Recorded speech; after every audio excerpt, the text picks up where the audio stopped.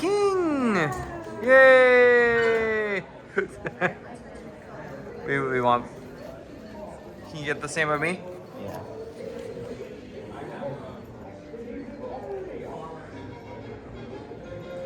Okay, you think I can be the king too?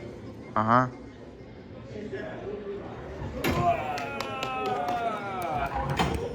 Cool.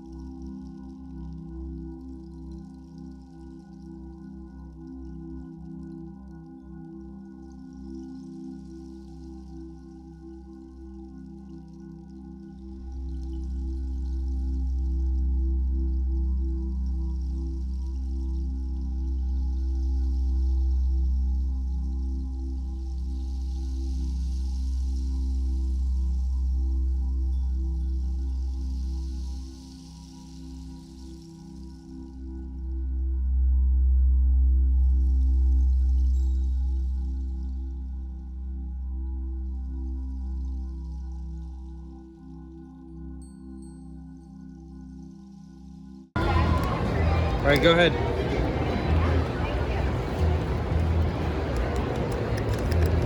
What do we get? Showed up. Nikki! Shirt. Oh, yeah. Thank you. Welcome. Welcome.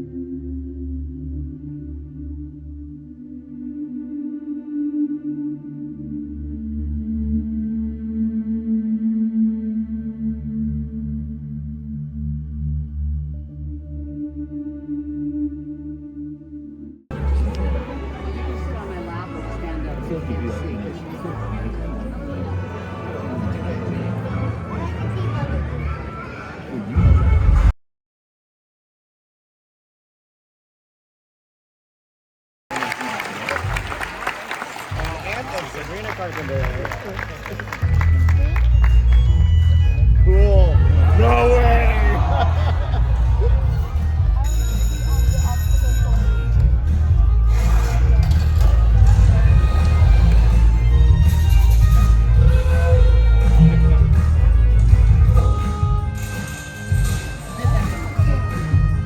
That's how you do synergy.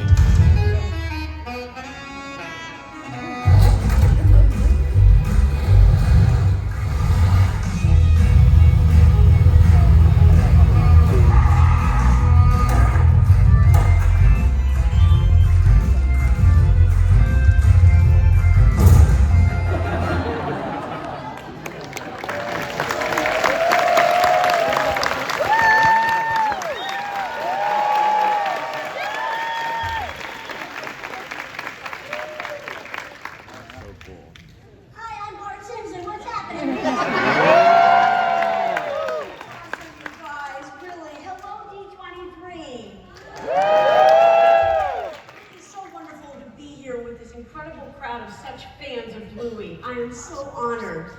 I've spent about 46 years around animated families, and every now and then a show comes along that feels genuinely different. And I'm not talking about The Simpsons this time. No, this time I am talking about Bluey. So let's hear from the creative team behind Bluey and get a look at what lies ahead for the Healer family. D23, please join me in welcoming Bluey creator, writer, and director Joe Brum, and series director and co-director of the Bluey movie, Richard Jeffrey.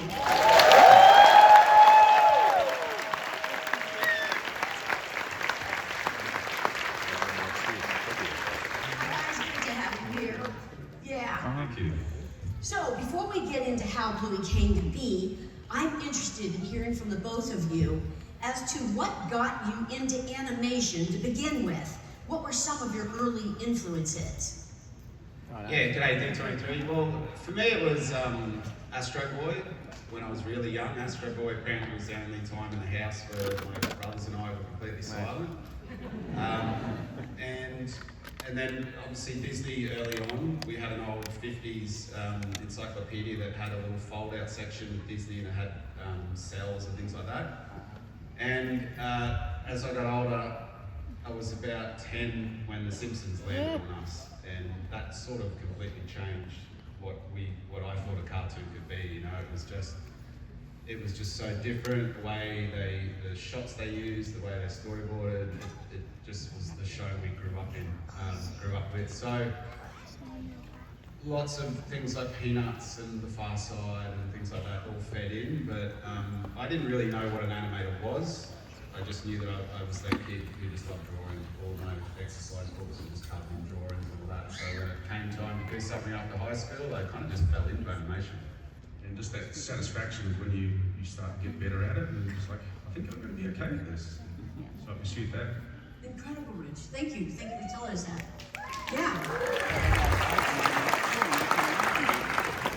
So, I'm just wondering, I would love for both of you to talk us through the earliest days of Bluey. Where did the initial spark come from that set you on the path to creating the show? Well, for me, I made short films straight out of art college, and I love telling my own stories and seeing them animated. And from very early on, I kind of knew there was sort of this itch in me that I had something the size of Bluey in me. So I think this is a great time to take a moment and take a look at some of your early drawings of the Bluey characters here. Maybe you could talk us through the early days of developing the show when you look at these. Yeah, so, you know, I sat down at my desk, and I always loved Peppa Pig, right? That was the show that my kids loved, and I worked at their studio, and I just thought, look, you know, I love how each family is a different set of animals. So I thought, look, I can't rip that off. So I've always loved dogs, and I thought, okay, maybe each family could be a different dog. So I just started sketching all the old dogs that I had, you know, Chloe, this old Dalmatian, and Missy, and then Rusty, who was this Kelpie, an Australian sheepdog. The drawings themselves, you could argue they ended up very Simpsons arms and hands. I really love Delphine Duron, her eyes. I love the way she does her eyes. I'd imbibed the rules of the Simpsons silhouettes, you know, have a strong silhouette. So I did my best to have very strong diagonal ears. And, you know, this little picture of Rusty was born, but this little blue dog just kept dragging my eye to the top of my Photoshop page, and one day I just dragged Rusty up and dragged Bluey in the middle, and she never really left the centre of my page. And, you know, it was then blue heelers have recessive genes where you get red heelers, so suddenly I didn't have to have a whole family of blue dogs, which I was having trouble distinguishing who was who. Incredible. Rich, anything to add? He was in Africa. Richie moved to Africa and worked on Tinker Tinker Tales while I was doing all this, another Disney show. And so when we timed to start the studio, I was like, dude, if you can set... Yeah, that was my sort of beginning of Bluey, really was, you know, the start of Bluey, it was ready from the ground up. Okay, so we have some character designs. You have an idea for a story, and you're drawing off some really incredible influences. So next up, you worked on a pilot, right? So, and very few people have actually seen this pilot. So today, thanks to Joe, we are sharing a special piece of Bluey history with all of you. Would you like to see this trailer? Joe, can you please set this up? So this I did at nights, working my normal job, then put the kids to bed, and then I do this at nights. And I used to go down the park and push my daughter on the swings, and she'd always say, "Dad, can you push me all the way around?" And that was always a funny little phrase, and I would say, "All right, I'll try my best." And it was 2010, and the iPhone had just come out.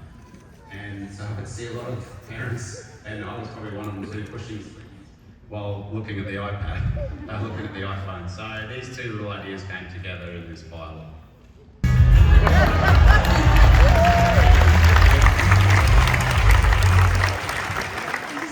What goes through your mind when you're watching it now? Well, a lot of things. First of all, that song is by a band called Custard, which you might have heard of. And look, when I see that, honestly, when I see that, I think of one particular night, about halfway through it, about 10 o'clock at night, I was animating, and because I've been animating all day on my job, whenever I go over 14 or 15 hours a day, my tendonitis might flare up. So my arm was just on fire.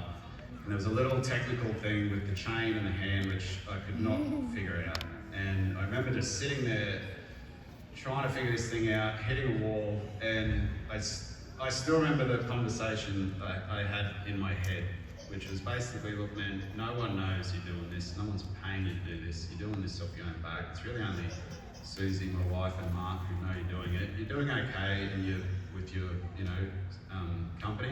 Great, so you got it green-lit.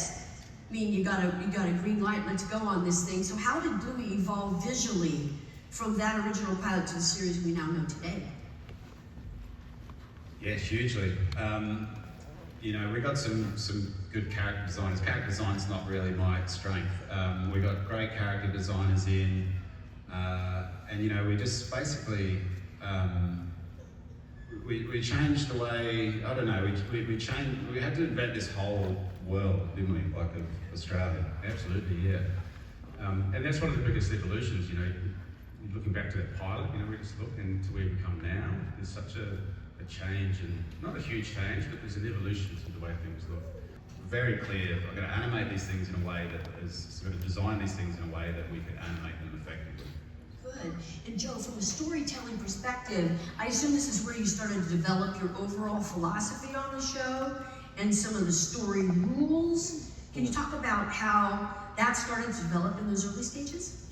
Yeah, I mean, look, to be honest, I had to learn to write on this show. I was an animator for all my career. I'd made short films, but this was the first time I ever, bought final draft and learned to write. So I had a fair bit to learn on story structure and all that. But I think the show for me, it's, I didn't want to be preachy. I didn't want the show to ever, it would present a problem, and I didn't really ever want to give a solution to the problem. For me, I've been through the wars a bit with our kids and hospital and everything that parents go through, and to me it felt more important to present a problem, and rather than say, have a little song saying, and here's the solution to that problem, it was present a problem and say, I've got that problem too, and it's tough work, good luck with it. It's absolutely instrumental, and a big part of sort of harking back just to what I was saying before, bringing that skill set to the team, and everyone's starting from nothing. There's this real spirit to it. You're all in it together from the start. You don't really know what you're doing. You do, but it's just such this huge adventure ahead of you, and you have to sort of, you find your way through it. So, the biggest part of that is building the team. It's such a huge collaborative thing that you have to do, and so you really have to create an environment where everyone feels good about coming to work every day and love what they're doing and love the show. So and that doesn't just come naturally. You have to build that. and it takes a huge amount of effort. But also, you know, we were so, I guess, in a way, unproven, and the studio was starting from nothing, and all our crew, a lot of them was their first job out of uni, so they were very inexperienced in a way. So there was a lot of mentoring that we had to do as well. You know, our animators, there's a lot of, you know, anxiety that comes with it, and sometimes when you're learning to animate, there's a lot of indecision. You might not be confident because you don't have the experience. So we really had to work a lot with our animators to sort of help build that and mentor them through, you know. I remember one of our animators, Jerry, when he started, was very indecisive. Wasn't confident about his decisions, and when we'd look at his work, he would give us 4 different endings, you know, go, well, I've tried this, and I've tried that, and you're kind of like, well, that's great, but we don't have the time for that, so you just got to be confident about your choices, and, you know, over time, when we worked with him, he really grew and ended up being one of our best animators. Wow. And actually, here's how Jerry got hired.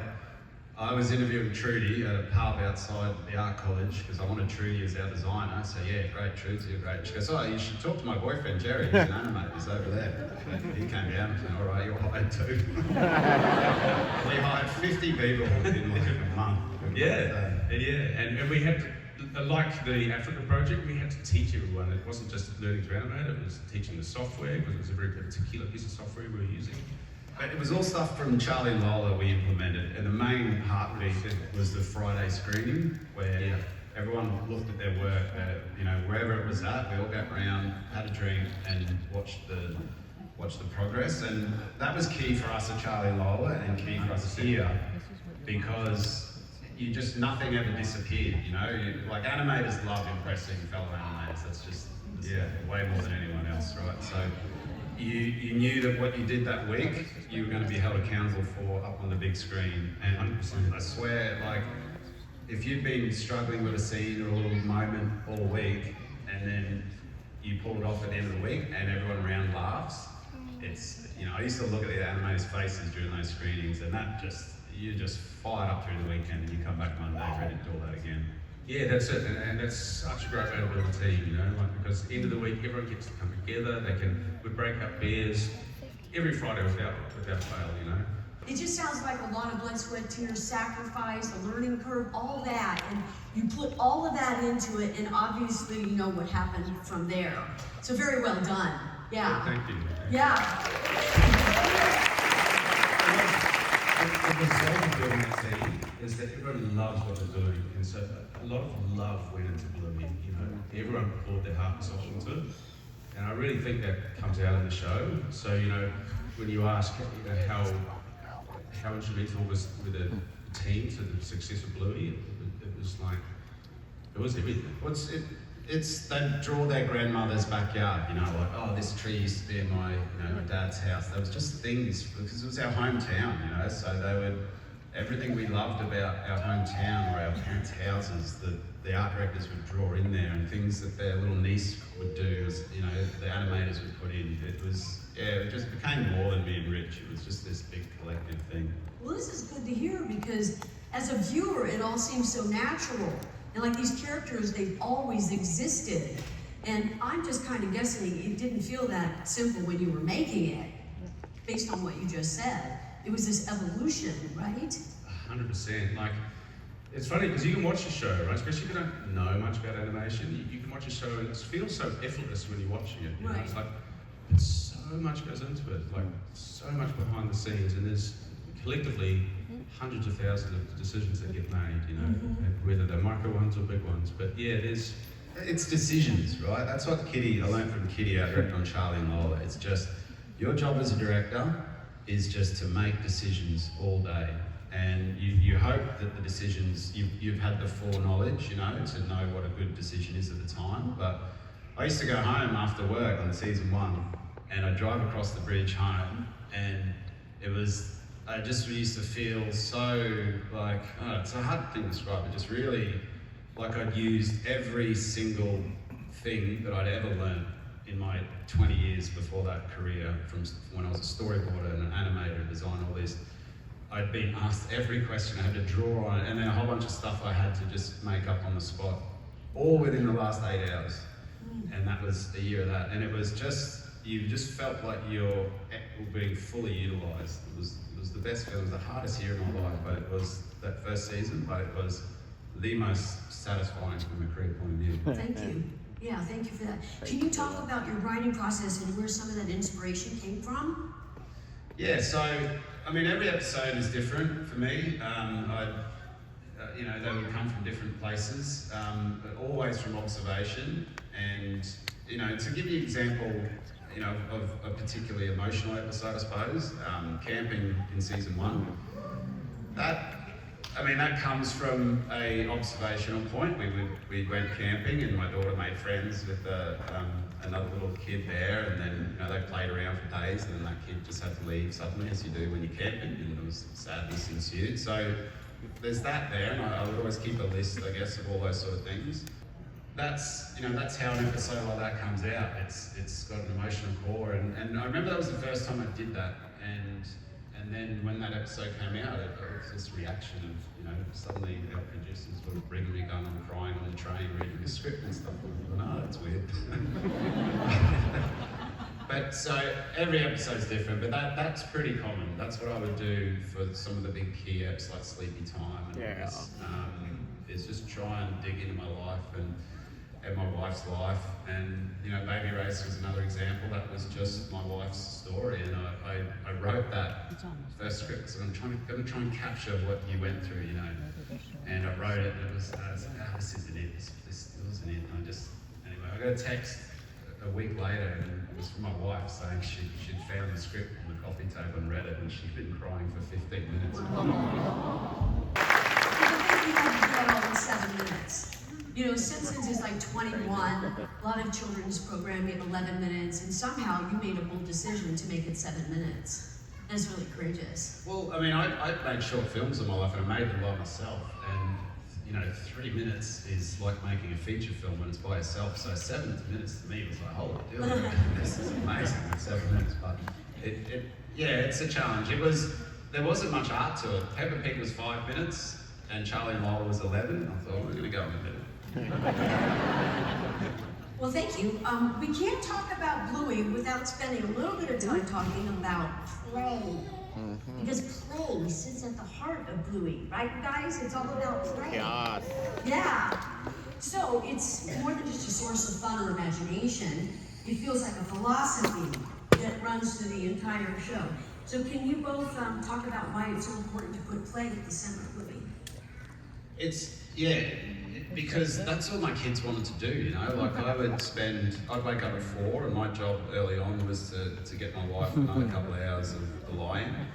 So I would go downstairs at 4 in the morning and play with the kids for 2 or 3 hours, and it's what they always wanted to do. At first, you know, these games would evolve, and this game, Magic Statues, I would play with the kids, and they loved it, right? We went to visit our friends, and we played it all together with their kids. And we didn't see these friends very often, and then I think maybe 6 months later we came back, and the first thing Ruby did, she ran out and said, "Can we play Magic Statues?" And I thought, wow, like some games, there's just a structure to them that I think, you know, all kids like. So I think when it came time to write Bluey, I thought, all right, well, if different kids love playing these games, maybe they will like watching families playing.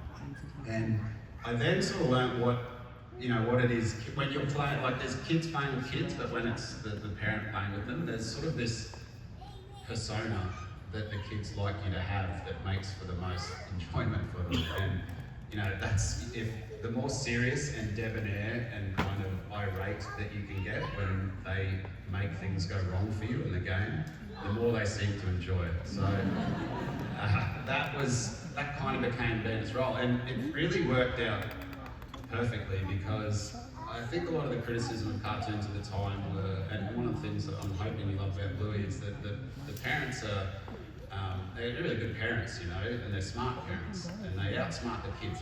They're always one step ahead of the kids. Whereas maybe other shows, the parents, and particularly the dads, are a bit of a donut. So This is really good. Thank you. You guys, you digging this? Yes. This is really good.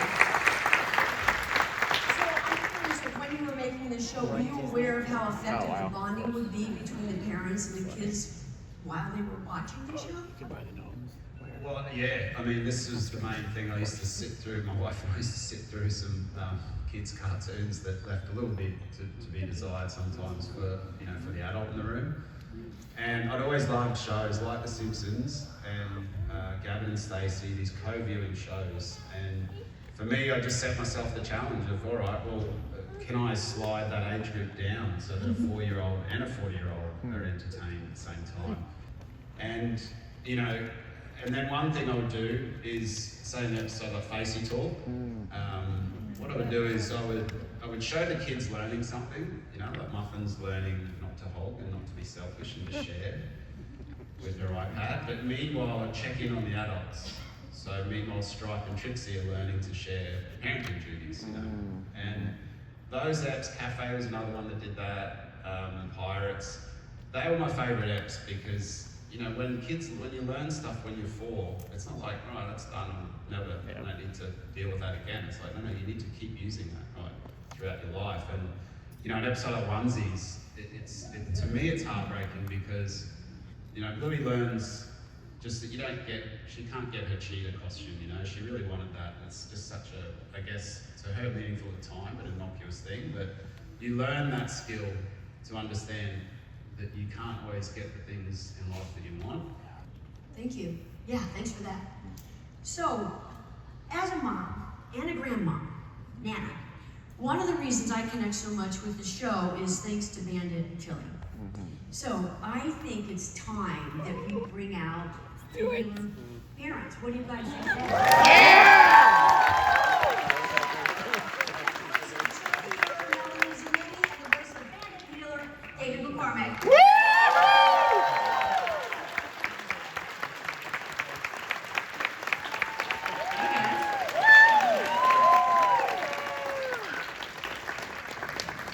Excellent. Welcome to D23, you two. Thank you so much. Thank you, Nancy. You're so welcome.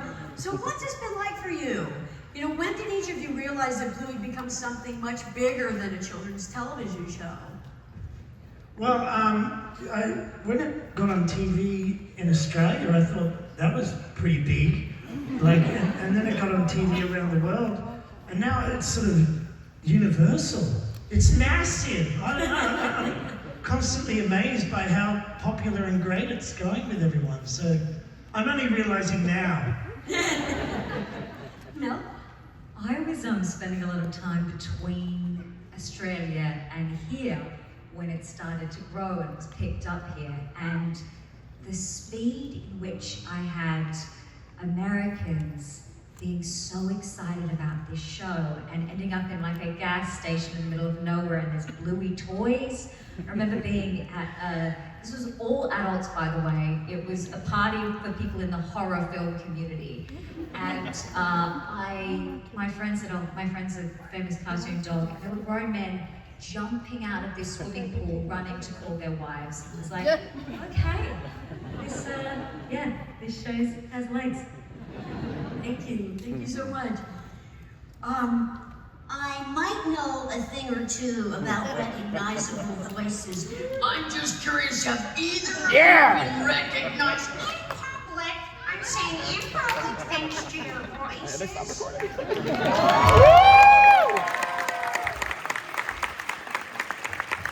Nancy, I never have in my entire life. My voice is pretty close to Chili's. It's probably a little more neutral. I lean into those vowels a bit when I'm playing Mum, but never, which is kind of amazing because you have this, you're in this incredibly popular show, but you have complete anonymity. It's the best of both worlds. It's a perfect gig, isn't it? I only got recognised once at Woolworths at Roselands in New South Wales, in Sydney, and a woman came from I was talking to my kids, and a woman came from the other island and said, "You sound exactly like Bandit on Bluey."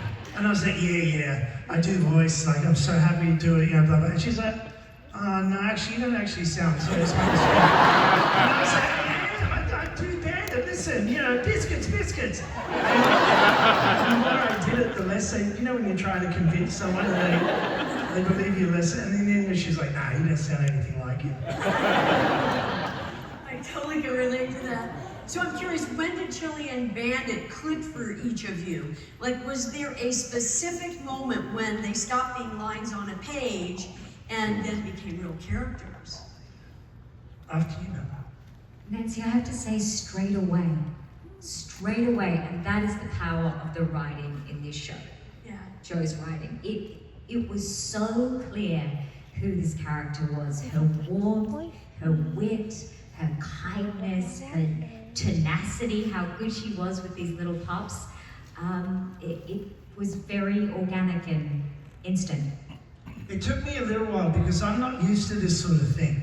I haven't really done this before. So we were in the studio initially with Joe, and we were doing an episode, and it was like, oh cool, you know, they've highlighted the lines on the page, I've got to read those, and that's cool.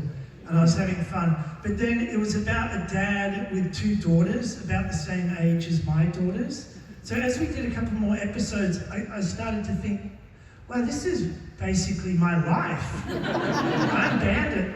And the episodes resonated so much with me and with my kids and my wife, Lucy, who was like, in all seriousness, like, are you giving them plot ideas? I'm like, no, they write it, they come up with it all. I'm just saying, but that exact thing happened to us yesterday. And I guess that's just why the show's so relatable to so many people, you know. I always think it's an adult show that kids like. You know what I mean? Thank you. Thank you.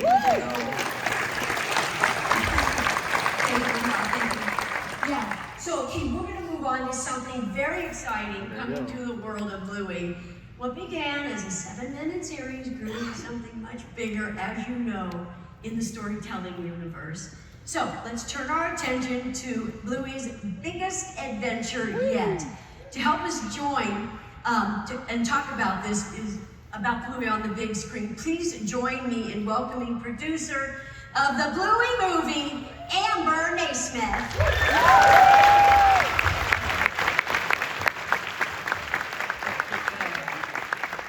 Yeah, well, I'm sure all of you here saw the trailer last night. It's a special piece for us, so why don't we watch it together again? Yeah, right back.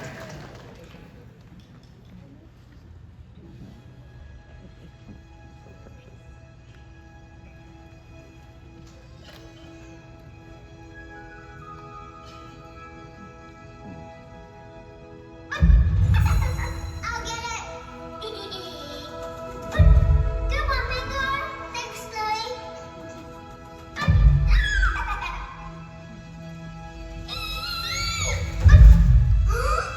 Don't let it touch the ground. Oh no.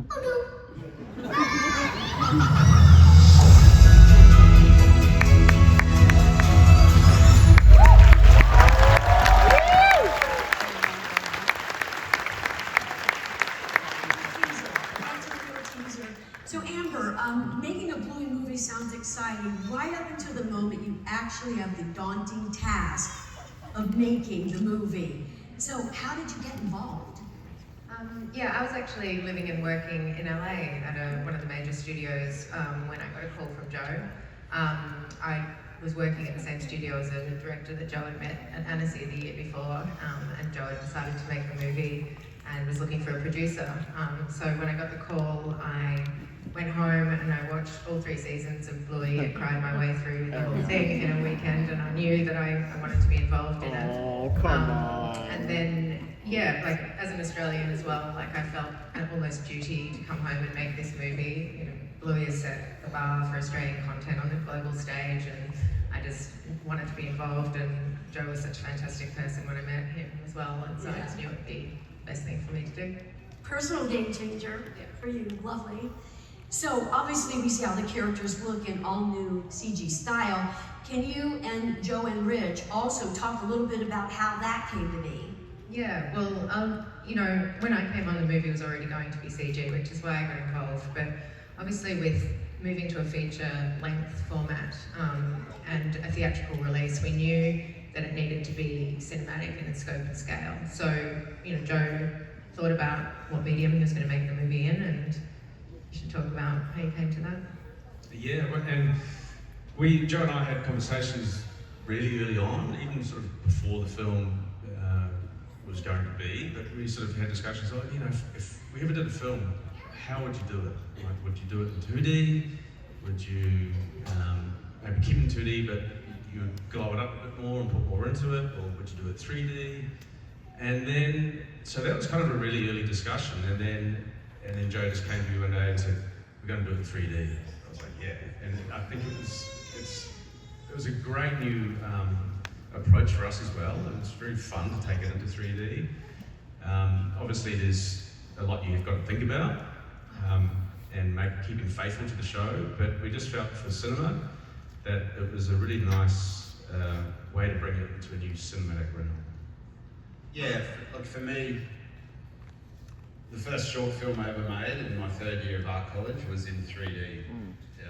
2 years before that, I was hand-drawn animator, and then this new software came in, it was 97, right? The same one they used on Jurassic Park, and it just blew my mind. I made this big short film with the Easter Island statue busting out and playing with this little tourist, and it sort of brought the house down at our screening, and I just thought I'm going to be a 3D animator, and then I spent the rest of my career in 2D, hand-drawn, and I love 2D and I love hand-drawn, but 3D was the thing. And at the same time as I made that film, Toy Story was coming out, or had just come out, and it felt like this is my generation of animation. And when it came time to do this movie, it actually wasn't a hard decision, and that doesn't mean I don't love the 2D show, but I just wanted to create, we're always striving to get a beauty of nature in the show. And I wanted to have every tool available to capture a beautiful blade of grass and light rays and all that. And I wanted kids to be able to feel like they could reach in and give these little dogs a scratch on their furry heads. So it had to be 3D. But yeah, as Joe said, it's like getting all that detail, the fur and the fingerprints on the door handles and the window panes and the worn floorboards in the Healer house. We had to give them butts. Yeah, and the very little butts. That was what I had. But yeah, it just makes you feel like you're in the Bluey house, you're in the Healer house, in that Queensland room, and worn, and that you can notice all those little details, the dust motes, as Joe mentioned before, the water droplets on blades of grass, and just feel really immersed in Bluey's world. Beautiful, thank you for that.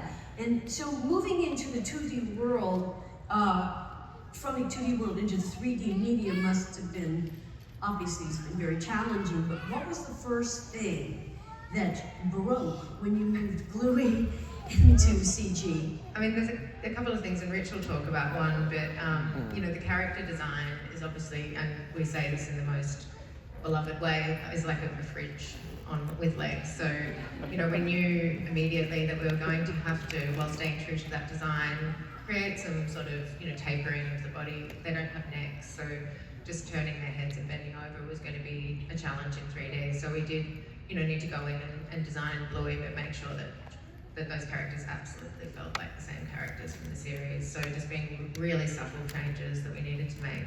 We were just makeup rooms, laundry. Where's the laundry? Oh, I don't know. Should we stick it downstairs? Yeah, sounds good. So we created downstairs? Yeah. But then going into the film, we were forced to work it out. There's parts of the house that make sense, of course, the balcony and the kitchen and the TV room and the big green room. But where are they? Where are they, and how do they connect? And so we had to work that out for the film. And so a part of, before production started, Joe and I just worked away, and I built the house in 3D. Oh, With nice. a 3D sketch, but it was like a plan. It was like a sketch effectively, but planning out where all the rooms were and what the layout of the house is going to be according to what had to happen in the script. So that was a huge amount of fun. Like really going from 2D into 3D was such a challenge, but a really exciting one. Good. So Mel and Davo, what has it been like for you two seeing Bandit and Chili head to the big screen? Personally, what's that like? I'm excited by the concept. We haven't really seen much yet, though, have we? Yeah, we have been kind of kept in the dark in terms of animation-wise. This is new for us too, guys. So it's very exciting. We're excited. Yeah, brave new world. I bet they're going to look amazing. I am very confident. But it's been incredible. Going from this show that started in Australia, in Brisbane, and now is going to be on the big screen internationally. It's a real pinch ourselves moment. Doing your hair, Dave, that was a tricky one because, well, you know, there's the quite graphic salt and pepper stripes that he's got, but we had the dial. George Clooney-esque, yeah. Well, we went into George Clooney's granddad, and then we had the dial back. I think we found this quite the right, you know. Well, like I said, I can't wait to see me. And I want that maybe to even be their first movie experience, and they not only love this movie, but they then love movies. Good.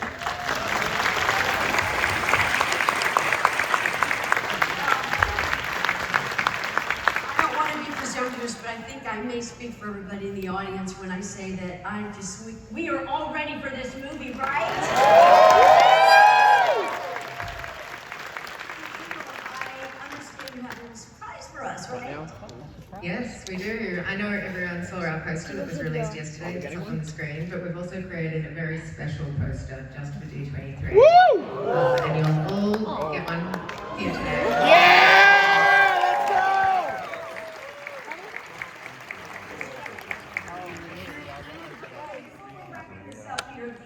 I figured we could take a couple quick rapid-fire questions, maybe starting with Dave down at that end and moving up this way.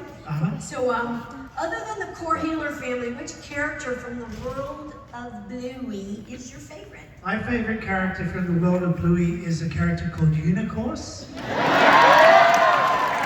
Mel, how about you? I love Calypso. Megan Washington, who plays her, has the most incredible voice. And when she sang the song at the end of The Sign, tears down into my clothes. It's so hard to pick another one, but I do love Rusty. Rusty for me, yeah. Love Rusty. Yeah, we talked about this last night actually. We all came up with Rusty as like, It was almost his show, you know. Yeah, he's just a good kid. He's a good kid. And I love the friendship between Jack and Rusty in the army. It's very sweet. And cricket, Rusty and cricket for me is. Oh, don't forget cricket. Oh, when I read the script and the catch. And I spoke to his mum, the kid who plays Rusty, one time, and she said, you know what, the thing is, the kid is exactly like Rusty. He's just a good kid. Awesome. Okay, here's another one. Okay, Joe, starting with you this time. If you had to pick your favorite episode or a couple of your favorites, which would it be? The Sign for me, because all of our crew worked on it. It's the only app where you look at the credits and everyone who ever worked on Bluey really is in that. It was just such a magic experience. Beautiful. Rich? Probably Sleep Time for me. That was just one episode that really, we just gave everything that episode. And I love working on it. Rain, I love the episodes where we do something a little bit different. And Rain for me was just beautiful. And cricket. And cricket. It's lovely, yeah. There's so many, but Yeah. Thank you. Amber? Yeah, similarly to Rich, like I love what Bluey does, which is to take different episodes and can actually explore different abstract, almost art house ideas within that medium, which I think is just a real genius. So yeah, I love Rain as well as Sleepy Time for that reason, just for the filmmaking in them as well as the stories. But I also love Flat Pack. That's that. Look, I do think Sleepy Time is a masterpiece, along with The Sign. They're probably my favorites, but also honorable mention to Have a Barn, because when I first read that script, I was laughing out loud by myself in my bed, and it turned out even funnier than the script. I quite like the episode Granddad, just the last little bit where they're sitting and Julie goes, we used to swim here, and you know, that was years ago, and Granddad goes, it was just yesterday. I think it sort of sums up human civilization over the last 2,000 years in about 5 seconds. All right. Well, Dave, Mel, Amber, Rich, Joe, thank you so much for this today. I think your fans really appreciate you all being here and sharing.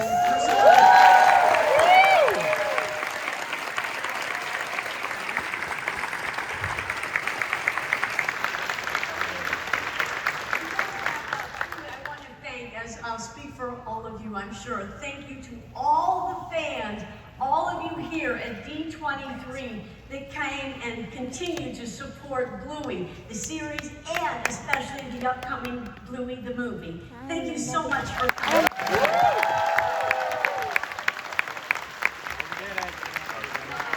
Nice to meet you. Enjoy the rest of your day. Yeah. Good voice. Yeah. So it's cool. Why they brought everybody out.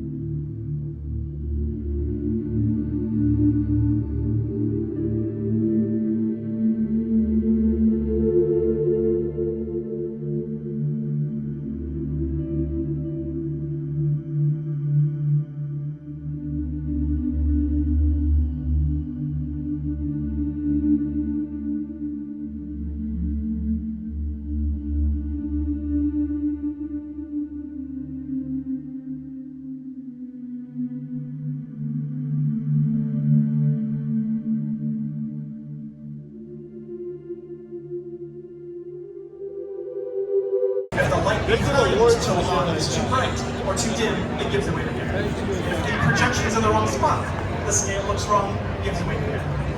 If the surface is too transparent, you can't see it. If it's not transparent enough, you look like you just stuck an LED wall and now it's edging you the bigger one. But I think we've got just the right balance to give that real impression that we're making a Star Wars hologram come to life, and I could not be happier with how the team's doing. I mean, it's really kind of incredible because we haven't done it before today, and really very fun to see this for the first time.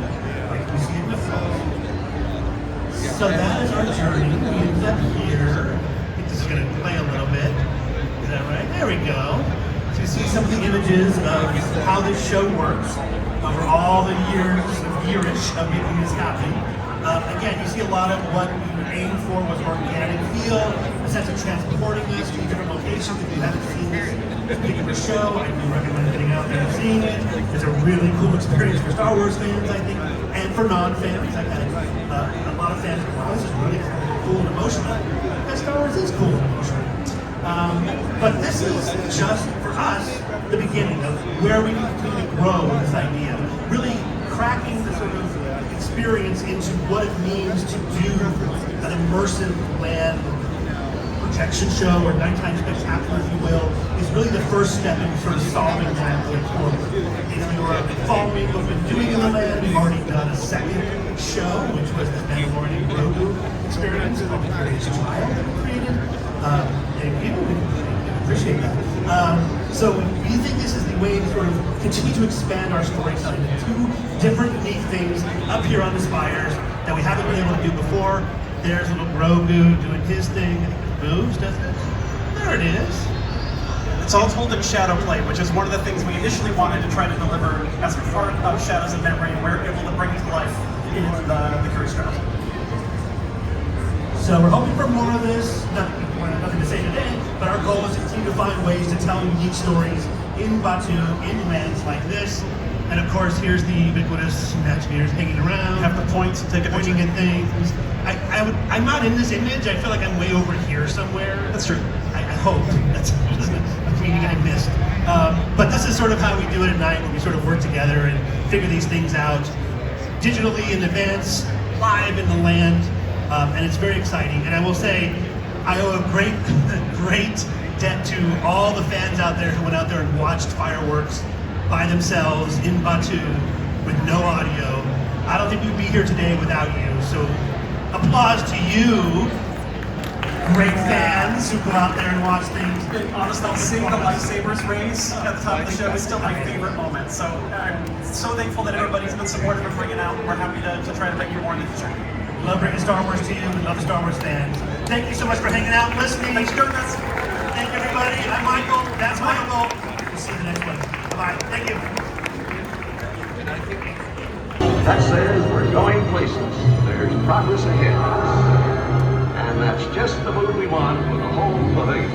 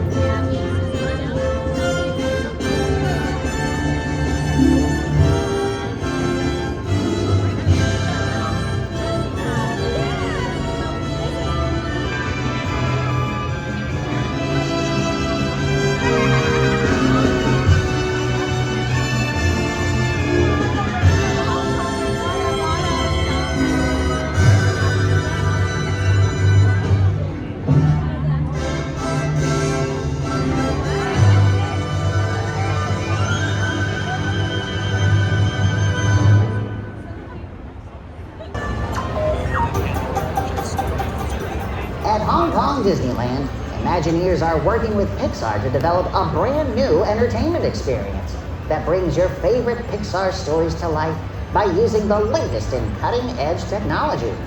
Let's learn more from some of the project team right now.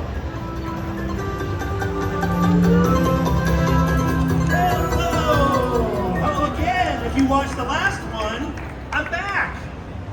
I'm gonna seat this time. Hi everyone. Thank you all for coming out. I'm Michael Cerna, Executive Creative Director with Disney Live Entertainment. And I'm joined by some amazing partners. We're talking about collaboration.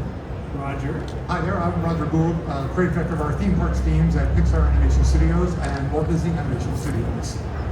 And my name is Christy Page, and I'm our virtual art department supervisor at Industrial Light and Magic, and we specialize in pre-visualization especially in real time for various amount of projects.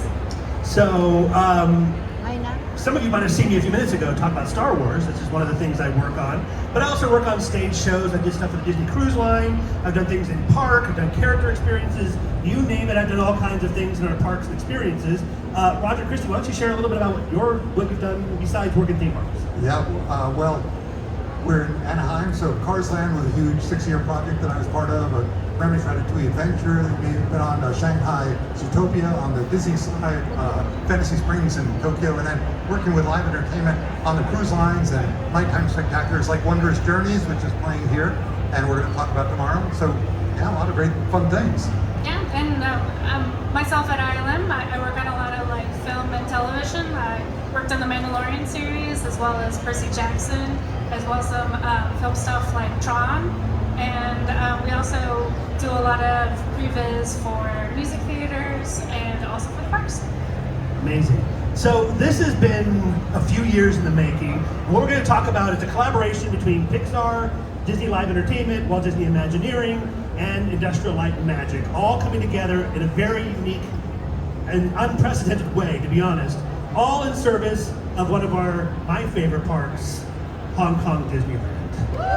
Yes, thank you. Who's been to Hong Kong Disneyland? Oh, wow. You're so lucky. It is a beautiful park. It is one of my favorites in the entire world. I'll be dead honest. I mean, look at how gorgeous this castle is with the Lantau Mountains behind it. I mean, it is really a unique experience to be in Hong Kong Disneyland. And of course, they just wrapped up their 20th anniversary this year, and they have this amazing night, whole Pixar Fest happening right now, with this amazing show in the evenings, with this drone show, that Pixar ball in the sky. It's amazing. And so our show is a Pixar show, but it really is going to be part of the world of Toy Story. Toy Story Land. And we opened this Toy Story Land back in 2011.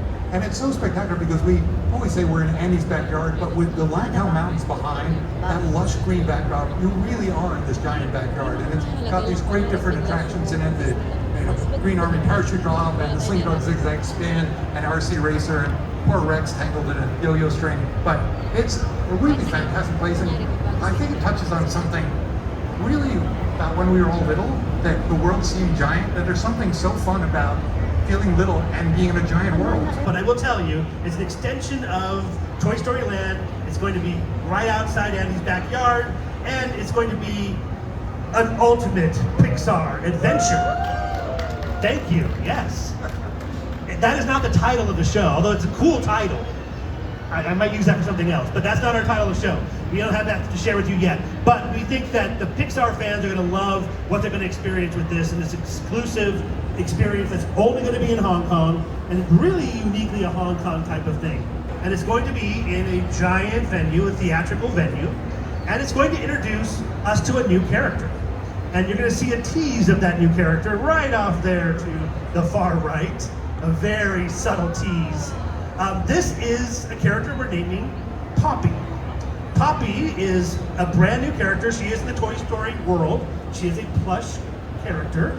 Do you want to say something? I saw you moving your hand like you were going to jump in. Okay, so it has been created exclusively working together with Pixar, working together with Disney Live Entertainment and the Hong Kong team to sort of create this character. Now, Poppy is a uniquely Hong Kong character. Before we get to more about that, let's talk about the collaborative process and how we sort of got here. Now, Roger and I have worked together quite a bit on quite a few projects. Some of these are on the stage, on the screen here. You want to talk about this collaboration? Well, I mean, that's, I just have such a fun job that I get to work with the Imagineering teams around the world to bring our Pixar stories and Disney stories to life. And so some of these things are incredible. On the cruise ship, this amazing Moana stage show on the cruise ship. Bringing ILM into the discussion, actually build a character and a story from the ground up.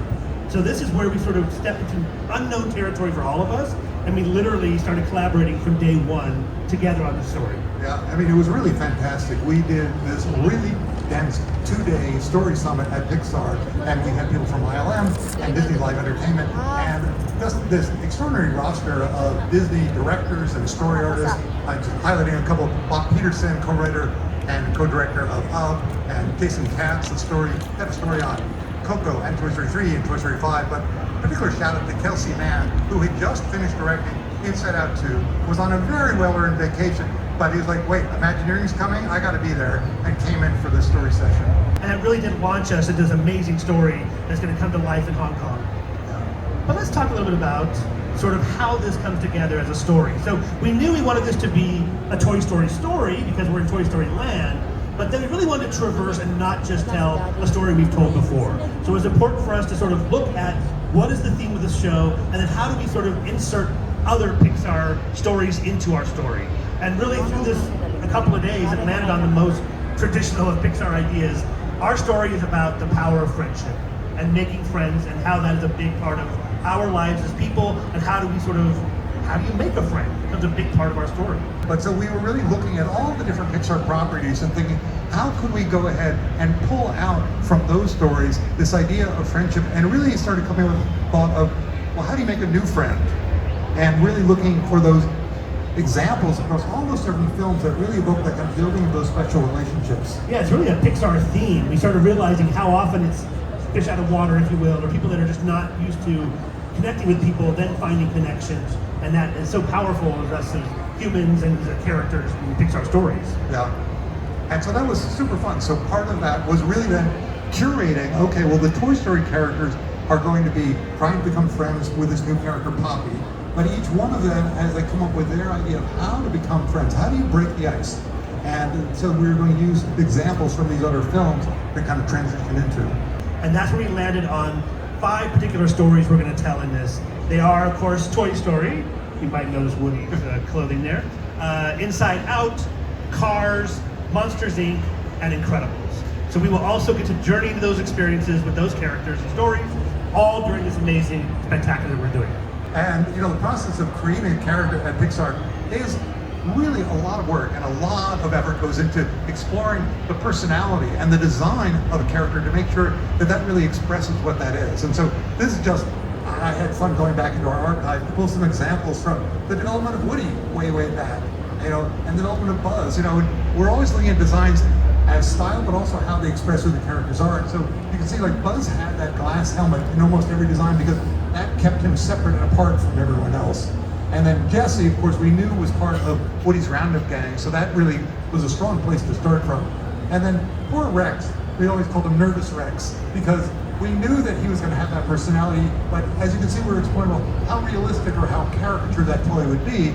And so we took that same process approach to our new friend, Poppy. And here is a sneak peek for you all. For the first time ever, we're going to share early sketches of our Poppy character. Oh, that's the right answer. Very cute. So we wanted to get a character that, to our story, was super shy, might even curl up in a ball, might be a little apprehensive. That was the kind of character trait we were going for with our character. Yeah, and it was so fantastic because we were actually working on Toy Story 5 while we were doing this brainstorm, and so we were able to dip into the Toy Story 5 art department, and Dan Holland, really an extraordinary character designer who's worked on the Toy Story films, was super excited to go ahead and help us bring Poppy to life. So these are all of his sketches, and they're really fantastic, just helping us discover who is this character. And as I said, these are early sketches, so as you saw with Woody and Buzz, didn't quite end up looking exactly like that, but I think you're going to be very excited when you do get to see how Poppy really looks in our show. She is super adorable, and we've all fallen in love with her a whole lot, for sure. But of course, this is, you know, a big task to create a character, create a story, but how are we going to do all of this in our spectacular? That's where our friends at ILM needed to come be a part of this. And probably most of you know, because we're at D23 after all, but Pixar actually began years ago as part of ILM, right? 1979, George Lucas hears about this new thing called computer graphics, hires a bunch of very smart people to come and start this group there. But then in 1986, he spun off that division and sold to this guy, Steve Jobs, and he turned into a company called Pixar. But what's amazing is that we actually haven't collaborated at this level on any project since then. So this is really an extraordinary kind of reconnection of cousins across the bay. Yeah, it was really great. You know, ILM has been, while Pixar has been continuing on with feature animation, ILM you may know from film, you know, the big blockbuster movies, the Marvels, Mandalorian, but ILM always has been working in the forefront of technology, trying to work on new types of ways to build experiences, to gather data, to work on animation. And so we've been continuing to work on technology in various spaces. So beyond the film, we also work on theatrical projects. We also work on games, immersive projects, and music venues. So we've been able to use all this technology to bring it to this project. Well, I just have to say that you all have been so extraordinarily generous to just share all the experience and all the technology that you've built over the years for us to build this brand new show. Yeah, this is some behind the scenes. This is actually literally people from ILM and Pixar and Disney Live Entertainment and Imagineering all coming together at ILM to actually see some of the cool tricks and toys they play with, and also look at some of the cool technologies and how they sort of do things in a digital space and in a cinematic way to help us merge that with our theatrical experience. And so what's nice at ILM, because we have all these different tools, we were able to try a whole lot of things on this project. And so we were able to build new workflows, bring new kinds of ways to visualize the project, especially since, as you were saying, this is an expansion and the theater's not built. And often when it comes to theater, you have a theater, you put a set in there, how can you start working onto the project before a theater is even built? And so that's where ILM comes in. We give them lots of different ways to visualize this project early and really start to feel the space. And so we've been working with them from the beginning through story, through visualization, taking our experience with live action to go through production with them, and also using our beautiful renders to give out work on post with them. So it's been a great collaboration, and we're going to be on the project from start to finish. Yeah, we have a ways to go still, to be honest. And as you see here, this is sort of some of the spaces we've been playing with to understand how we're going to bring this experience to life. How do we sort of work together to do things? And I'm doing my best Jon Favreau up here. Look at that. I look very, like I'm really focused here. I'm just really impressed by my look. I was really impressed by what was happening. But obviously, all this is going to come together to create something unique. And you might have actually already seen a tease of what this experience might feel like, because we did release an image a little while ago, which is this image of Monsters, Inc. happening around us. So this is sort of the size and scale of this experience that we're working on. And this whole partnership has been developing to kind of bring these characters to life on stage, to tell us a story we haven't been told before in a very unique and unusual way that can only really be done at Hong Kong Disneyland, to be honest, and a truly amazing theatrical experience. Now, with that in mind, if you've been following along in Hong Kong, you might have seen our building start to pop up, because it is a very large building. And it is going to be very cool. So this is, yes, thank you. You can see some of the design of our space here. This is very much the tribute to sort of merging the world of Aria, which she's from Hong Kong, like I said, and the world of Andy's backyard. So as you exit the world of Toy Story Land into this area, you're going to experience these symbols that sort of show the world of Hong Kong being influenced through our character Poppy and Aria in this really fun, playful way. These are like sort of cherished keepsakes from her youth. Obviously things that are very important to the world of Hong Kong, and a nod to that engagement. This feels a very unique Hong Kong expressive experience, but still is very much a Pixar experience in this. It's amazing. I was actually over there just 2 weeks ago, and the building is looking spectacular, and it's really exciting. Where are we? Oh yeah. There we are, right there. There you are, Roger. Yeah. And what's really fun for me is that Kelly Willis there in the center, he and I worked on an open Toy Story Land back in 2011. So it's really fantastic just to be expanding it in this new way and bringing this story to life, really in a way we've never done before. Yeah, I mean, this is really a very fun project to work on, obviously with these amazing collaborators, to do things we haven't done before, but also to work in this beautiful location in Hong Kong and to sort of see this come to life in a real physical way. I think as we continue to share developments over the next few months, again, we're looking to open this in 2027, so it is coming up soon, but not soon enough for some of us, but we're getting there. So we are wrapping up, but obviously this is a special time here at D23. So we didn't want to just give you some images, we wanted to give you something that very few people have experienced. So we're going to play, we're actually creating 2 new songs for this experience. We're going to play one of them for you, which is sort of our thematic song called Bloom. Because again, our story's about friendship, and the idea of friendship is really about growing a friendship over time. So we're going to share this a snippet of this song, which I will guarantee is going to get in your head because it is so good. Are you ready for it? Yeah. And again, I think like maybe 20, 30 people have heard this song before right now. So here it is, Blue. Hope it works.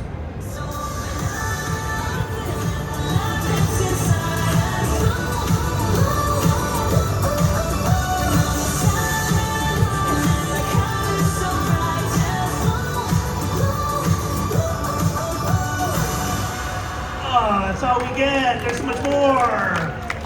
There it is. That's our song Bloom. Again, opening in 2027 Hong Kong Disneyland. This has been an amazing journey for all of us. Really appreciate you coming out today. Any final thoughts, Roger? I'm just really so excited by the work we're doing, and I can't wait for you all to get to experience it. So book your trip next year at some unspecified date. Open ticket. And, and we'll see you there. Thank you so much. Anything else? Yeah, no, I wish we could show you. I mean, the stuff we were working on, because it's looking so awesome, and I hope you guys get to experience it next year. Thank you so much. Thanks, everyone. Appreciate you. Take care.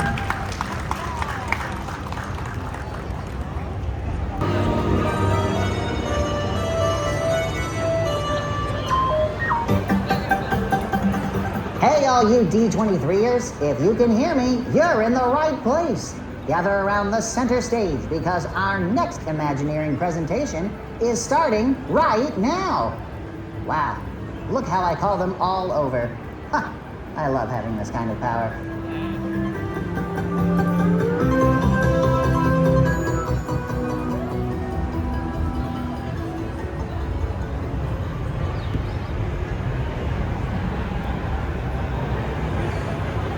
Well, hello, my fellow smugglers / businessmen.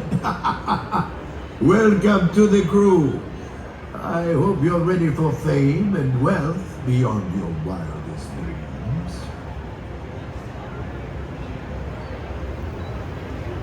Well, hello there, everyone. Was that Hondo Inako? Yes, was that Hondo Inako? What do you think? What was he trying to tell us? Why is he talking to us? Maybe we have some news about Galaxy's Edge? Something new to share with you? I don't know, but I don't think I should do this alone. Please welcome to the stage from Imagineering NASA Kalama and SVP of Product and Development for Disney Games, Ray Fresco.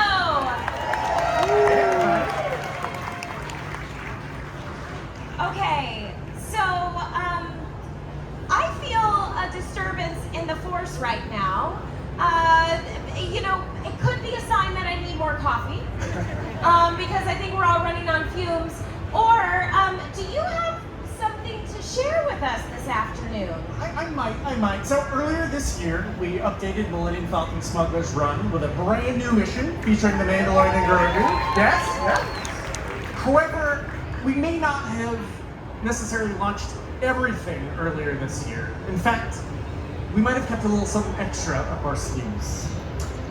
We were really excited to explore a brand new way to create a first-of-a-kind experience that really allows the storytelling of the attraction to begin at home and then continue after we're done riding. We are really excited about this experience, and I think we have a trailer we could show. Should we run it? And you know what? I'm so excited because you all have no idea. This is a surprise. And as Star Wars fans, we don't get surprised often. So I love surprises.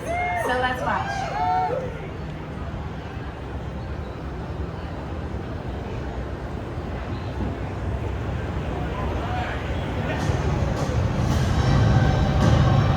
What if you could connect the world of Smuggler's Run in the parks with Smuggler's Gambit in Fortnite? Hello, my fellow smugglers. Come find me on Old Blyla, and we will get started.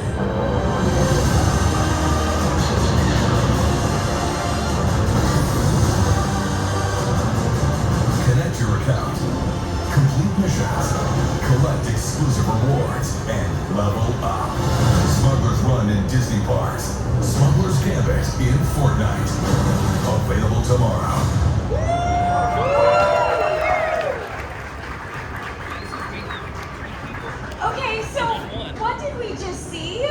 Is that some sort of Jedi mind trick, or is that a real announcement? No, that's a real announcement. So we're really excited about the partnership we announced with Epic Games because it really unlocked a whole host of new storytelling opportunities for both us at Imagineering and, of course, our partners on the games team as well.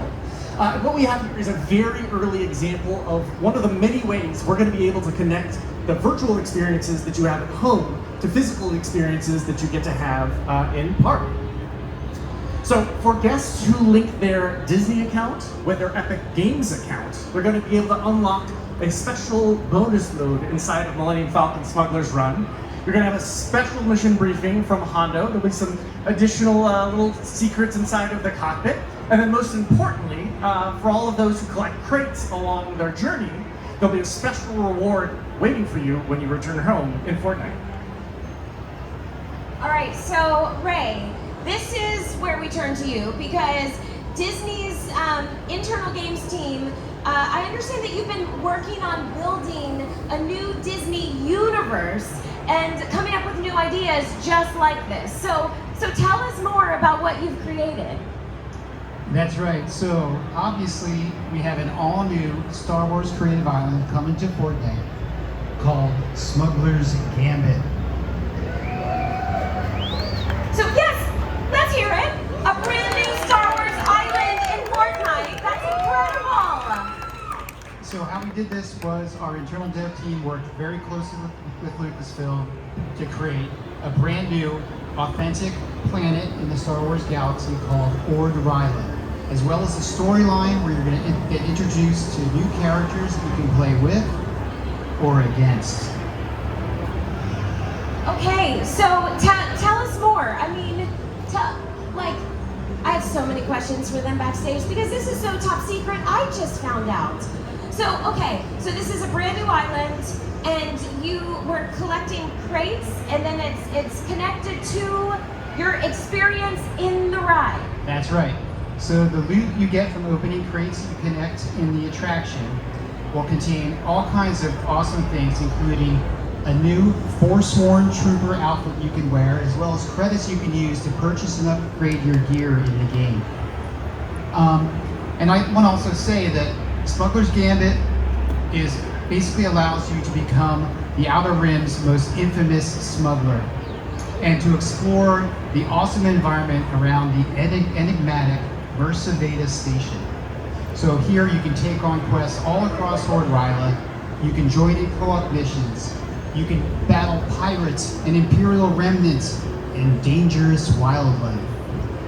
And it's really just a really high adventure, very gameplay-rich environment that we've created. And of course, the best part is this brand new creative island, Smuggler's Gambit, as well as the brand new experience on Millennium Falcon Smuggler's Run, launches at Walt Disney World and Disneyland tomorrow. Thank you. Yes, that's the excitement I want. Literally, let's go. And you know what? I want to hype you guys up for a second. And this is why I'm asking. Like, this is so exciting. This didn't just happen overnight. They've been working on this for years. I mean, also, you mentioned that this has been a dream of doing something like this since 2014. Yeah, back since the very beginning of Star Wars Galaxy's Edge, we always had this ambition to find an opportunity to really allow the stories that you have in the park to continue on when you adventure at home. So we're really grateful for the partnership of the games team. They were developing their game as we were developing the attraction, and the collaboration couldn't have been better. It's awesome. And, you know, if you play the game, the progression you get will actually help your scores on the attraction. So this is a full circle physical to digital connection and just a really awesome early look at some bigger things we have planned for the future.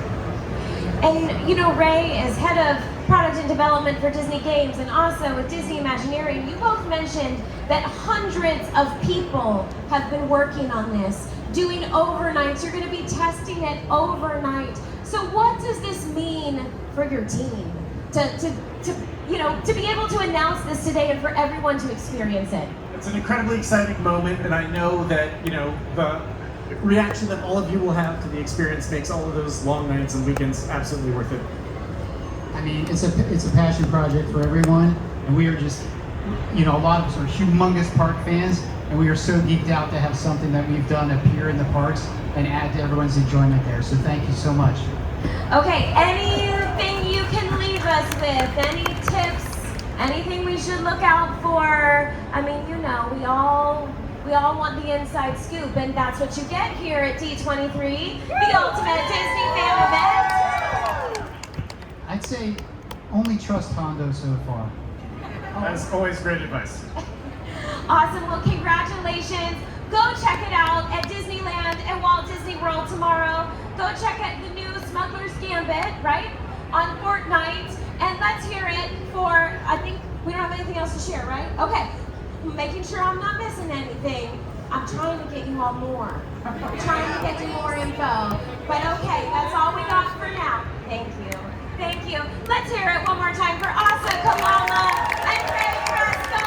Once again, I'm Ashley Eckstein, and enjoy D23, and may the force be with you. Thanks, everybody.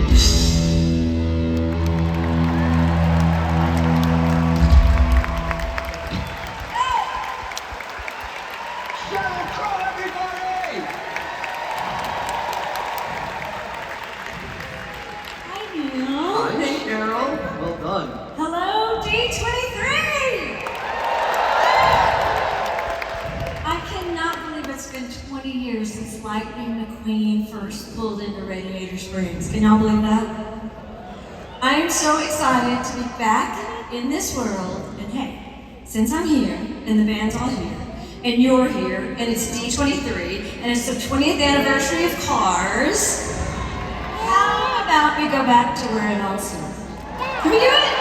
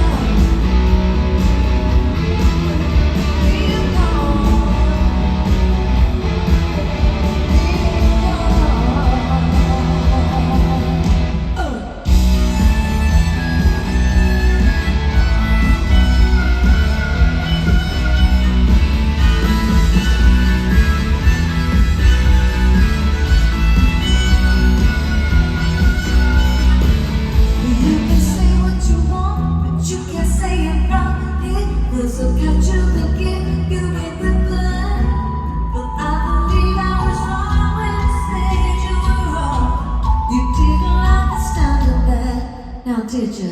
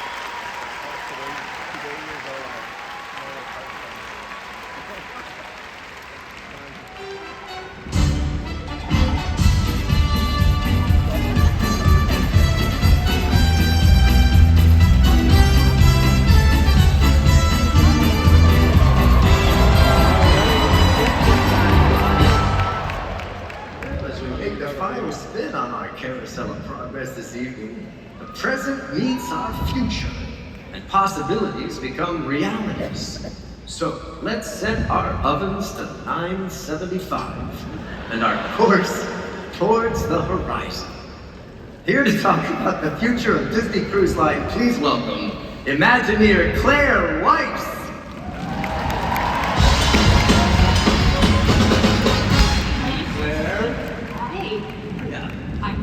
Welcome to D23. Thank you. So it seems like you guys have been pretty busy lately. Oh my gosh, very busy. So we are continuing to expand our fleet, and we're going to be to 13 ships by late 2030. Whoa. I know. And just since our last D23, we've already launched 3 new ships. The Treasure, I know. The Destiny, and just this year, our first ever ship in Asia, the Disney Adventure.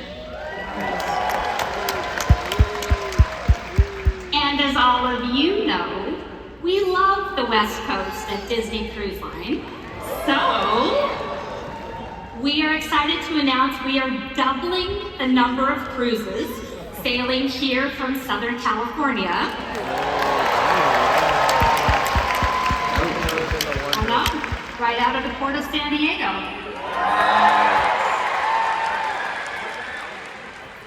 So that means all of you will have access to one of our beautiful ships for years to come. And we have an incredible lineup for summer 2027. The Disney Wish is going to Europe for her first time ever and visiting all new ports of call. And to top it all off, the Magic and the Wonder are returning to Alaska. Those are definitely on my bucket list. It is honestly an incredible time to be a Disney Cruise Line fan. So that brings us to our to the next year's edition, the Disney Believe. Yes. Heard some things, but what can you tell us about this ship? So, the Disney Believe is the 4th ship in our Wish class, and she's really going to bring to life her own signature identity. This ship celebrates belief in magic, in family, the power of nature, and believing in yourself. And all of the stories we'll tell on board are really tied together by this core Disney belief of believing in something fantastical, which includes the character adorning our bow, who I'm excited to announce will be Tinkerbell. Nice, love it. Love it. And then on to the stern. Drum roll.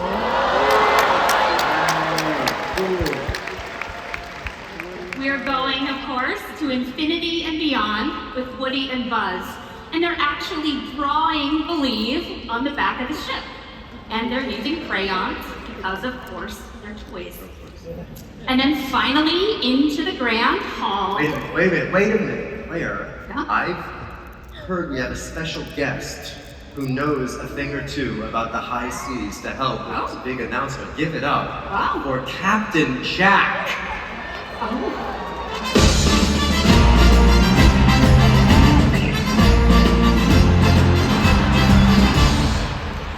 Hey, y'all. You finally got your wardrobe, and I get it, you're Captain Jack Sparrow. Captain who? We're doing this again? This what, Neil? Jack, stop. You're 100% dressed like Captain Jack Sparrow. Neil, a fella can't wear an elongated vest and a tricorn hat without being accused of piracy? Neil. But the compass? Well, I'm easily lost, hence my never-ending search for the wardrobe department. Why do you have a sword? I had a coupon. I missed the big announcement, the one about Moana being the new Grand Hall icon. No, we haven't said that yet. Good. Mum's the word. You can trust me, Claire. Well, off to find Wardrobe department, yes, That's so. right. Is this way north? No. Got it. Bye.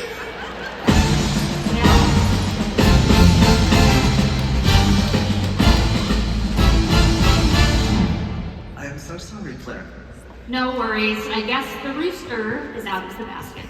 Yes. So, I'm excited to officially announce that Moana will be the Grand Hall icon on the Disney Believe. Amazing. Hers is an epic adventure story that is all about exploring the seas and believing in yourself. So she couldn't be a more perfect fit for this ship, and I cannot wait for you all to see her in person. But wait, that's not all you have to share with us tonight, right? Nope. We also have an entirely new class of ship for Disney Cruise Line that will debut starting in 2029. And this is such a cool size. It's right in the middle of our classic ships and our newer ones. And this gives us some really amazing opportunities to visit new places and new people we just haven't before. And we actually have a preview of that new class of ship tonight that we haven't shared with anybody yet. Nice. Shall we take a look at it? All right, roll the video. Let's see it. The way shape alive.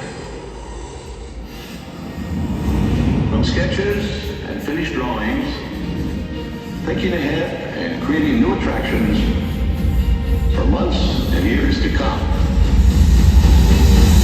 We keep moving forward, opening up new doors, doing new things, because we're curious. And curiosity keeps leading us down new paths. We're just getting started.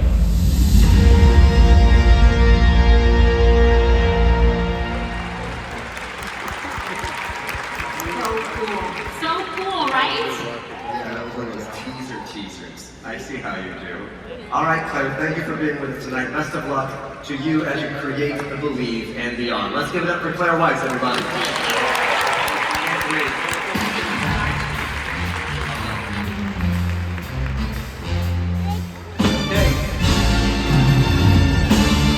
So, one of the most popular films in the 21st century is getting its first official land when Monstropolis debuts at Disney's Hollywood Studios.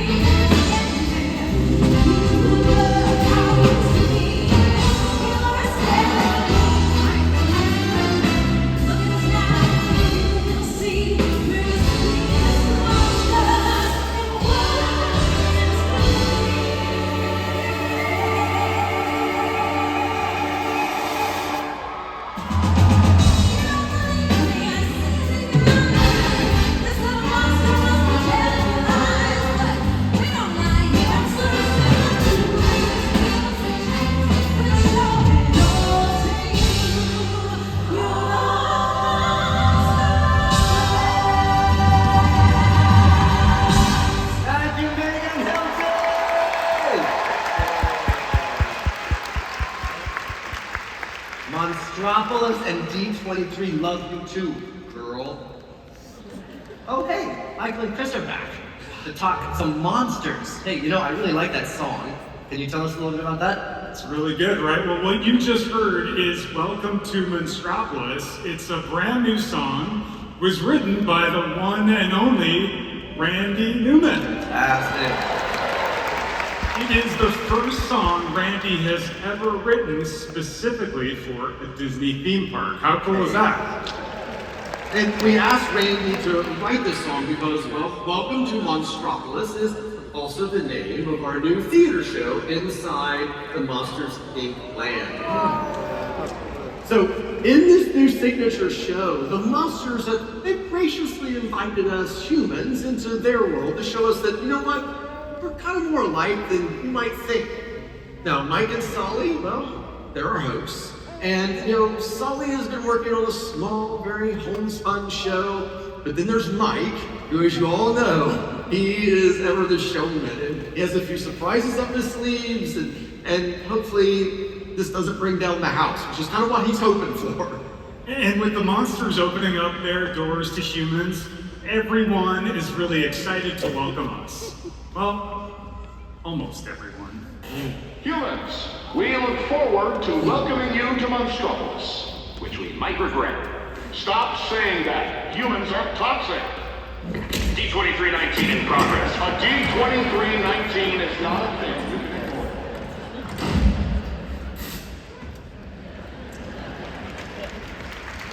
That doesn't seem like it's going to end well. Maybe it's just me. No, it will. We promise everything will be just fine. And you know, that's just one piece of the Monstropolis experience.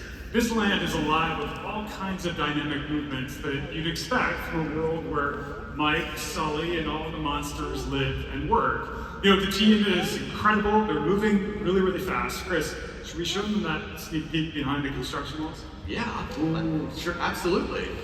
So, all right, here we go. Let's take a look at this land as it stands today. That's the Glob Theater there on the right, and which is the home of our new show that we just talked about.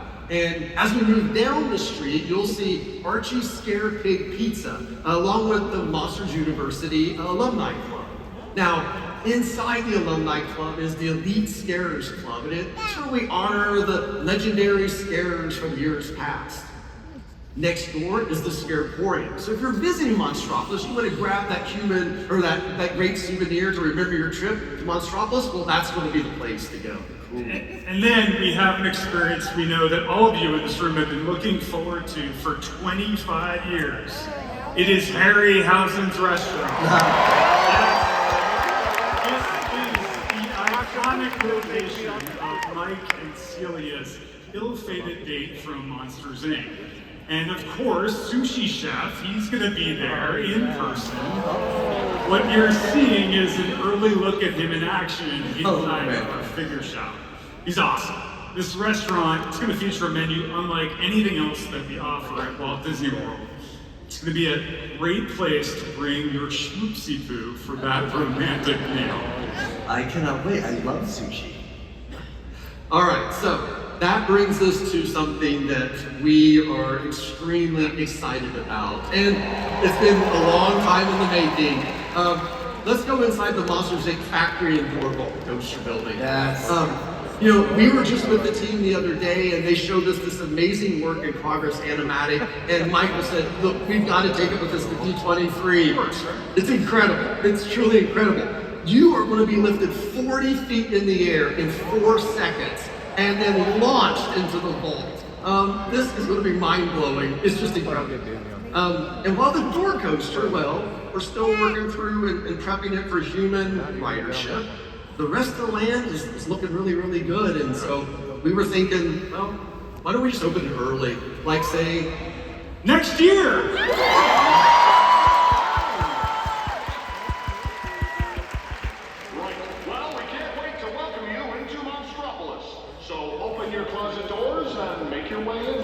Let me just spray them again. What? No, humans aren't toxic, remember? Right. Not toxic. See you soon in Monstropolis. Seriously?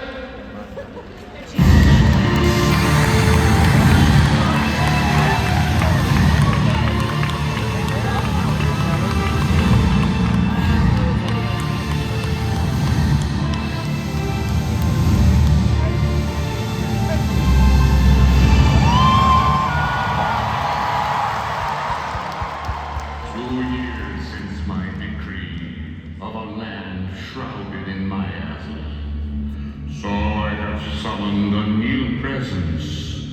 Come forth and speak, Thomas Maslin. I'm here, Mira. I'm here. But please, do not worry. We could never forget about you. I assure you, I am not worried, for I know you will be sharing more. But villainous souls are not the patient kind. So do hurry and speak of the wicked magic that's in store. I think I can do that. In fact, I know 2 people who are absolutely perfect for the job. Everyone, please welcome back Bruce Wan along with Imagineer Carolyn May.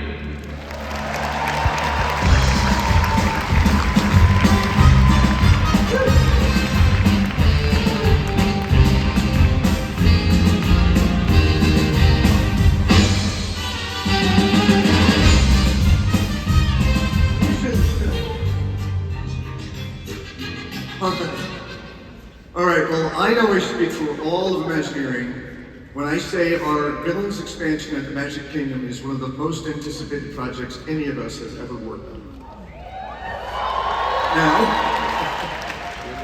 Now there have been a lot of rumors about this land flying around. Shocking, I know. Caroline, how about we put some of those to rest? First off, I believe we have decided on a name. Yes, we have a name. Even though this land will be full of mischief and darkness, we wanted it to feel like it belongs in the Magic Kingdom. And since most of the lands at the Magic Kingdom have land right there in the title, we figured, why mess with a good thing? Exactly. I mean, let's face it, what else were we gonna call it? Sometimes the obvious answer is the right one. But, while the name may be obvious, the story is anything but. We're creating an entirely new story for these characters and a new way of seeing them. These aren't villains hiding in the shadows. They're powerful, sophisticated, elegant, and they have impeccable taste, which I find is very dangerous. Here are some initial character studies that help define a new vision for our villains and establish an elevated, elegant tone for the land. These characters and so many more are the foundation for an entirely new story in Villains Land, which we are literally creating from the ground up. Like so many of our fairy tales, your journey begins when you stray from the safe path and enter the bewitching and foreboding dark forest. There, you'll come upon a broken, twisted wishing well. Now, normally a wishing well is a pretty happy thing. You make a wish, toss in a coin, maybe a princess starts singing. This is not that wishing well. Yes. We wondered, what if a mysterious person made an evil wish? And what if that wish was so evil that it corrupted the well, broke it open, and infused the forest around it with the power of the well's poison magic? Dark magic up for grabs? I can definitely see villains wanting to be drawn to that. Exactly. And one by one, they have come here to claim it. Several of your favorite villains, including Cruella, the Evil Queen, and Dr. Facilier, who you saw earlier, have used this land's cursed magic to conjure the perfect new layers for themselves. Everything they could wish for. The architecture reflects the style, humor, and fiendish personality of the villain that owns it. And whether it's by promising treats, treasures, or wishes come true, you can bet the villains will use everything in their power to tempt you. Well, I'm sure they will. And frankly, I'm looking forward to seeing them try. Villains Land is one of the most ambitious lands we've ever created. It's huge, on the scale of Star Wars Galaxy's Edge, and completely immersive. Everywhere you look, the villains have taken over. The architecture, the food, the shops, even the landscape itself. And that's before we get to the attractions. You may have heard there are two major ones, and would you like to hear what they are? Well, our first attraction is going to be a thrilling coaster experience.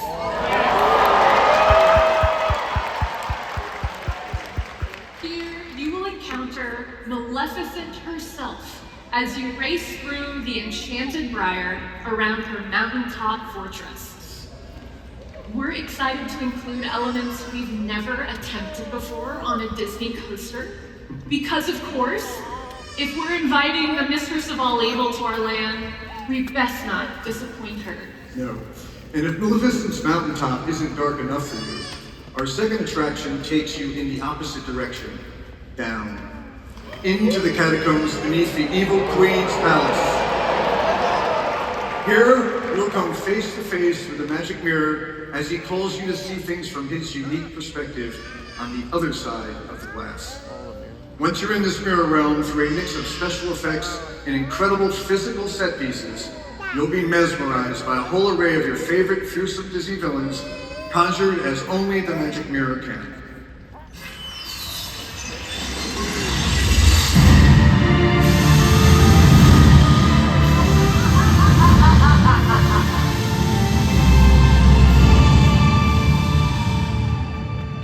Hey, Bruce.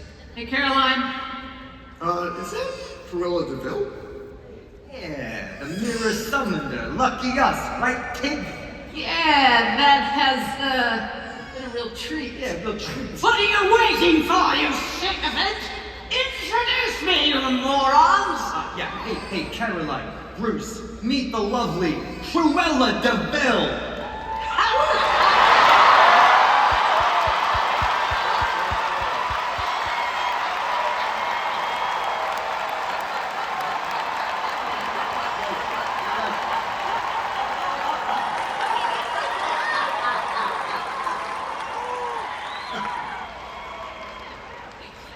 Caroline, darling, grey isn't your color. You must... And you must be Brutus. It's actually Bruce, but it's a pleasure to meet you. Well, such a sweet thought. I wish I could reciprocate. Neil! Yeah, boss. Neil! Yeah, I'm over here. What is it that this one does, this Brutus? What does he do? He designs theme parks, boss. Theme parks? Yeah. Those horrible noisy things that families are always doodling off to? Someone actually designs them? What a senseless thing to do with your life. And suddenly Brutus doesn't sound so bad. How can we help you, Mr. Bill? Well, I was minding my own business, admiring my outfit in the mirror, when I heard, oh, thank you.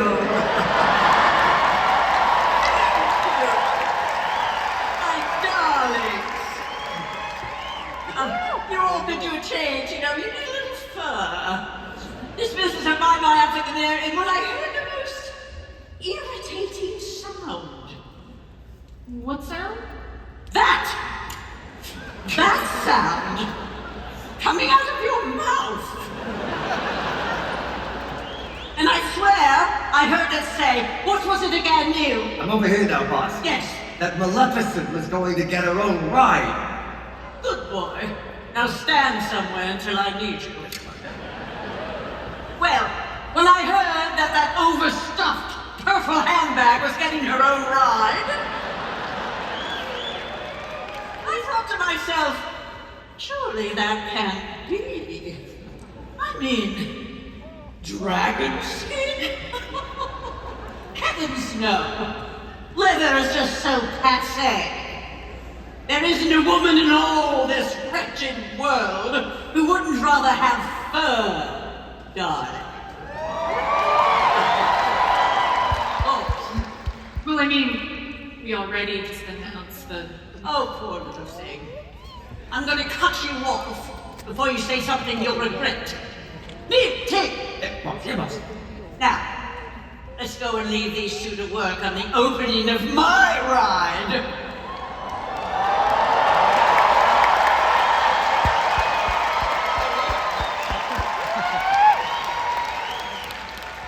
Yes, and all the cars will be full of little dogs.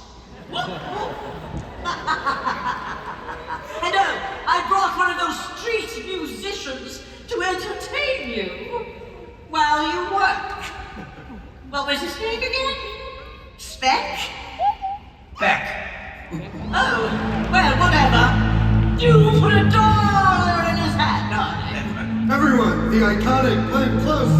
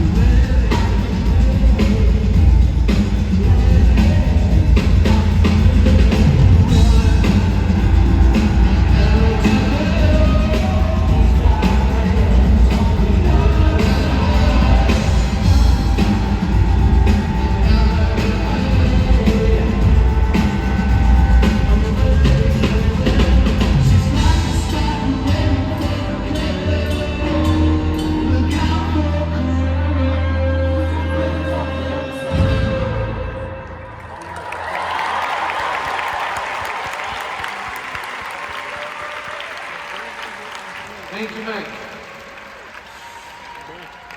Before we say goodbye tonight, I want to bring us back to where all of this started.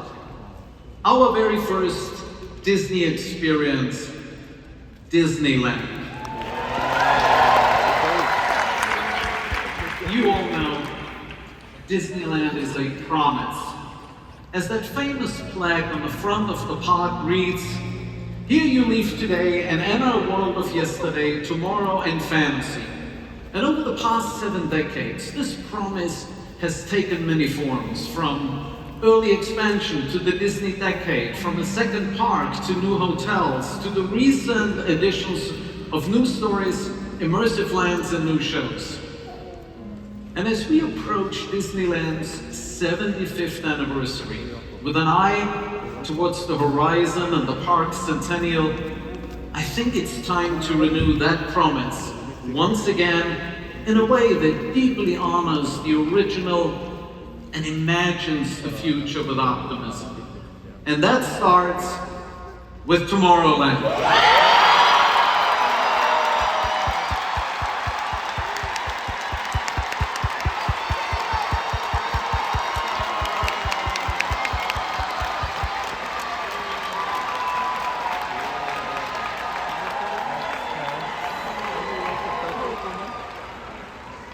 Soon, we will begin reimagining Tomorrowland with optimism you all have been longing for. Returning to a vista into a world of wondrous ideas, just as Walt described it. New attractions, more open spaces, new places for you to dream about the future. You all know Walt said Disneyland would never be completed, and those words continue to echo down through time. Since he first opened the gates on July 17, 1955, we've invited more than 1 billion guests to experience the happiest place on earth, cementing Disneyland as a global icon. And now, we are entering Disneyland's next great chapter, where new generations will continue to relive fond memories of the past and savor the challenge and promises of the future, and it all begins with Tomorrowland.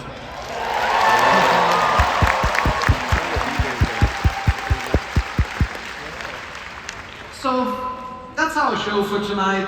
Thank you for joining us on our Disney Experiences Carousel of Progress as we begin travel into our great, big, beautiful tomorrow.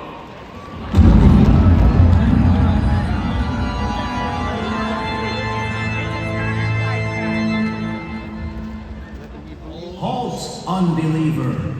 You made me a promise.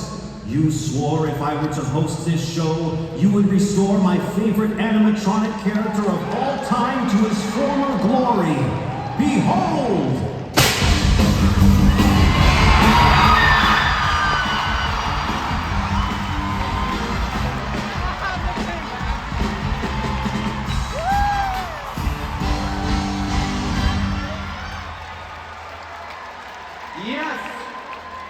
Yes, we are taking a new journey into imagination and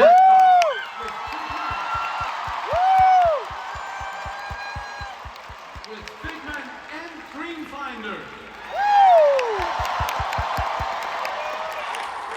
I'm so happy to tell you this. We know how important this is to you. We heard you. And this is one more way we are putting you, all of you in the center of everything we do.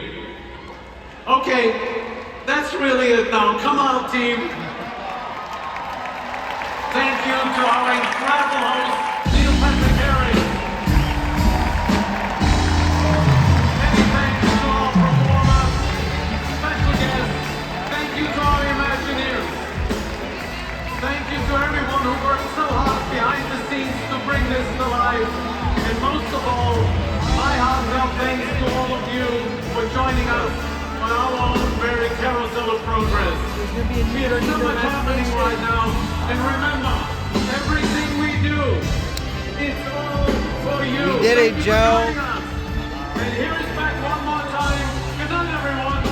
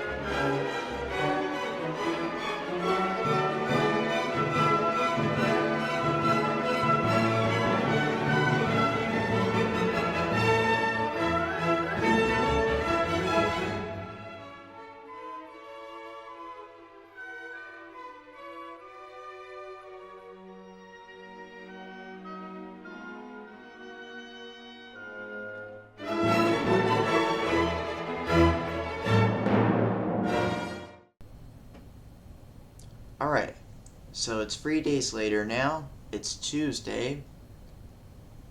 And that was a fun 2 days we had at D23.